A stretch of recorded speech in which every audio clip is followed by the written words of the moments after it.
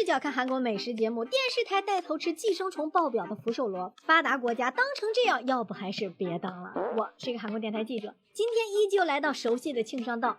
每年夏季，我们电视台都会组织大家到这里冰谷漂流，也是偶然发现，在冰谷山尾的地方，竟然也隐藏着不为人知的美味啊！它们就是大自然的馈赠，美味的福寿螺。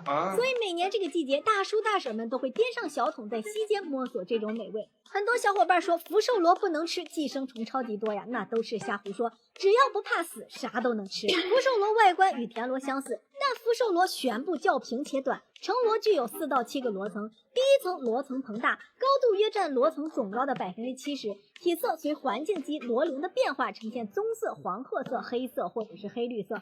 头部具有2对触角，前触角较短，后触角长。福寿螺是广州原县吸虫的中间宿主，若使用未充分煮熟的螺肉，可以引发人体嗜酸性脑膜炎。虽然福寿螺寄生虫多，但其实只要煮熟就没事了。不过煮熟之后的口感呀，就像嚼轮胎似的，嚼都嚼不动。所以在我们这儿，通常就是清洗一下，然后下锅焯一下水就行。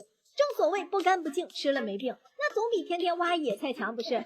煮好的福寿螺，大婶们会把螺肉挑出来，之后就是经典的韩式老方环节，碗里挖上大量的韩式辣酱，再放入香油、大蒜、盐调味，之后搅拌均匀，韩式老方就做好了。为了搭配美味的福寿螺，大婶们还把珍贵的苹果切丝，之后和老黄瓜一起放入福寿螺中，最后再倒入厚厚的韩式老方。从大妈的手势中可以看出来，她对今天的搭配非常的满意。把福寿螺和调料以及韩式老方搅拌均匀，随后再加入面条，这样就成了一道美味的福寿螺凉面。我大妈就是我大妈，果然会吃，思密达。弄完福寿螺大餐，大婶又带我去地里，说要摘点南瓜叶。我说那直接摘点南瓜吃不好吗？大婶低头不说话，只是手上的动作却更快了。随后大婶把摘来的南瓜叶清洗干净。不知道大婶啥时候还蒸了满满一大锅大米饭，这是家里闹饥荒了吗？蒸那么大一锅。大婶又不说话，只是一味的在大米饭上蒸上茄子、韭菜和南瓜叶呀。